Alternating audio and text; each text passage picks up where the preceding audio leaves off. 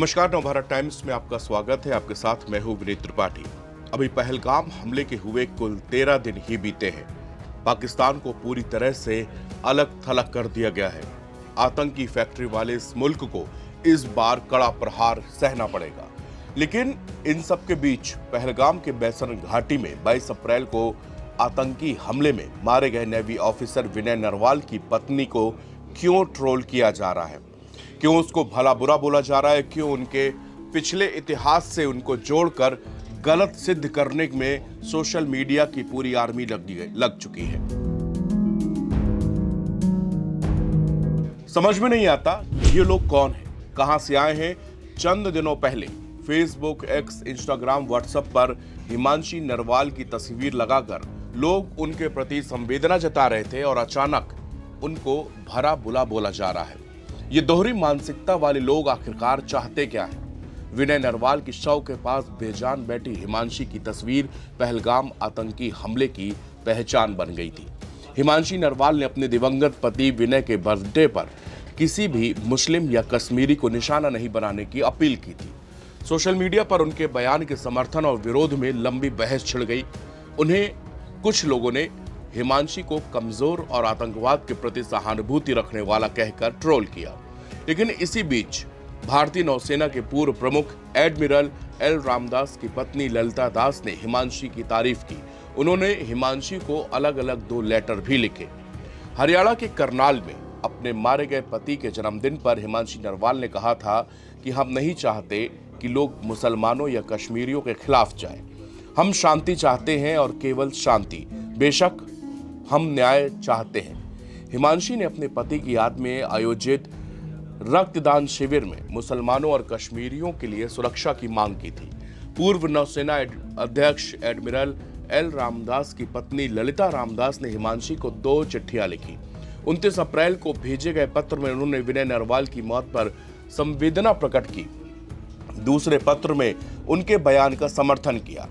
Times of India की एक report के मुताबिक 85 साल की ललिता रामदास ने हिमांशी के शांति की अपील वाले बयान का पुरजोर समर्थन भी किया। पहले पत्र में ललिता रामदास ने डियर मिसेज विनय नरवाल से संबोधित करते हुए पहले फॉर्मल अंदाज के लिए माफी मांगी, क्योंकि वो हिमांशी के फर्स्ट नेम से वाकिफ नहीं थी। इस पत्र में उन्होंने अपना परिचय एक फौजी बेटी और एक फौजी पत्नी के तौर पर दिया। ललिता ने बताया कि उनके पिता एडमिरल आर.डी. कटारी आजादी के बाद नौसेना का नेतृत्व करने वाले पहले भारतीय थे। उनके पति एडमिरल एल रामदास नौसेना स्टाफ के 13वें चीफ थे। उन्होंने अपने पति से पहली मुलाकात का जिक्र करते हुए बताया कि जब रामदास 1960 में उनके पिता के फ्लैग लेफ्टिनेंट के रूप में नेवी हाउस आए थे, तब उनकी पहली नजर से प्यार हो गया था। 1961 में शादी करने के बाद वो भी हनीमून के लिए कश्मीर गई थी।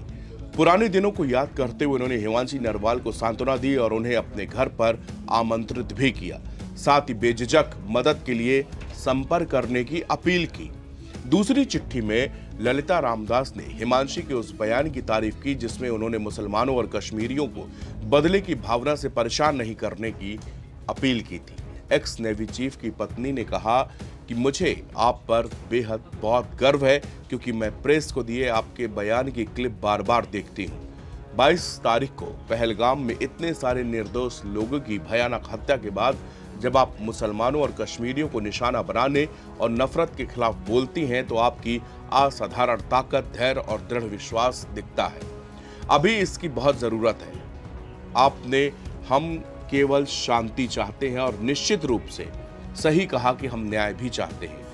आपकी सेवा की भावना संविधान और हमारे धर्मनिरपेक्ष मूल्यों के प्रति सच्ची है।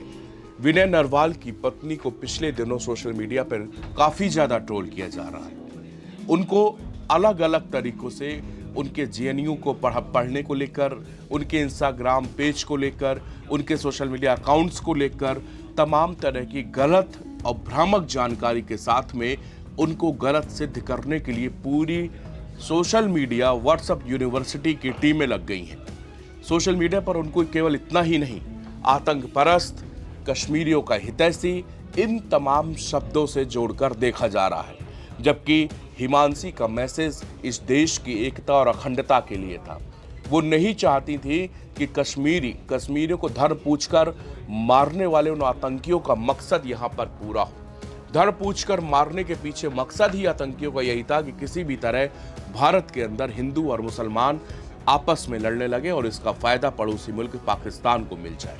यही कारण है कि बार बार असीम मुनीर का असली चेहरा सामने आया था। असीम मुनीर का वो वीडियो क्लिप जिसके 10 दिनों के बाद ही पहलगाम में उसी अंदाज से ही अटैक किया गया था। असीम मुनीर एक कट्टर इंसान है जो कि अपनी पूरी सेना का इस्लामीकरण करना चाहता है और सेना का इस्लामीकरण करने के बाद में वो इस देश की लोकतांत्रिक भावना को पूरी तरह से खत्म कर देना चाहता है। वैसे तो पाकिस्तान में लोकतंत्र के नाम पर सिर्फ सेना की हुकूमत चलती है, वहां पर नाम के लिए इंसान वोट करता है, सरकार चुनती है, लेकिन जितना कुछ वहां की पॉलिसी है या कुछ भी वो सब सेना और वर्दी वाले ही डिसाइड करते हैं। असीम मुनीर की इसी परिकल्पना को सच करने के लिए, उनकी इसी ख्वाब को सच करने के लिए आतंकियों ने मजहब पूछकर गोली मारी गई ताकि एक मैसेज दिया जाए कि हिंदुओं को नहीं छोड़ना और मुसलमानों से कुछ बोलना नहीं है। लेकिन हिमांशी नरवाल का दिया गया मैसेज इस देश की अखंडता को दर्शाता था। उन्होंने यही कहा कि मुसलमानों को टारगेट ना किया जाए, कश्मीरियों को टारगेट ना किया जाए, क्योंकि जिस दिन से अटैक हुआ उसके बाद देश के अलग अलग हिस्सों से इस तरह की खबरें आने लगी कि कहीं पर किसी मुस्लिम व्यक्ति को परेशान किया गया या किसी कश्मीरी को मारा पीटा गया या उसके साथ बदसलूकी की गई। जबकि कश्मीर के अंदर कुछ लोग ऐसे भी थे उस पहलगाम हमले में जिसकी कहानियां हम लगातार आप लोगों के सामने लाए और इसी अपील के साथ में लेकर आए कि देखिए, हर व्यक्ति गलत नहीं होता है। कुछ लोग उसमें से ऐसे थे जिन्होंने अपनी जान कुर्बान करके और लोगों की जान बचाई। कुछ लोग ऐसे थे जिन्होंने बाकी जो टूरिस्ट थे उनको अपने घर में पनाह दी, उनको खाना, उनको पीना, उनको रुकवाया भी।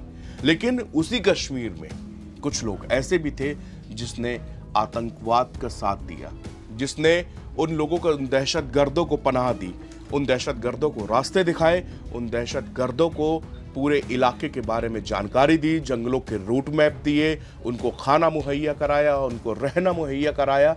उसी कश्मीर में ये भी था। धारा 370 हटने के बाद में 2019 के बाद में मैं खास तौर से कहूं तो कश्मीर की आबो हवा पूरी तरह से बदल चुकी है। कश्मीर, जिसको हम लोग धरती का स्वर्ग कहते हैं, वो वास्तव में अपने उसी शब्द को बिल्कुल सार्थक करने के प्रयास में आगे बढ़ चुका था। कश्मीर में टूरिस्ट भारी संख्या में पहुंच रहे थे। सरकार नए नए आंकड़े जारी कर रही थी कि इस साल इतने टूरिस्ट पहुंचे, इस साल इतने टूरिस्ट पहुंचे, लेकिन इन लोगों का मकसद टेररिज्म ये जो करने बैसरन घाटी में पर्यटकों को जो निशाना बनाने, उसके पीछे सिर्फ और सिर्फ 2 मकसद थे बड़े। पहला मकसद था कि एक मैसेज देना ताकि टूरिज्म कश्मीर की, जो वहाँ की सबसे प्रमुख रीढ़ की हड्डी है, वो तोड़ी जा सके। और उसके बाद दूसरा मैसेज कि इस देश में हिंदू मुसलमान आग लगा दो, जिसके बाद जो है वो आग में इस देश झुलस जाए और इनके नापाक मंसूबे कामयाब हो जाए। शुक्रिया।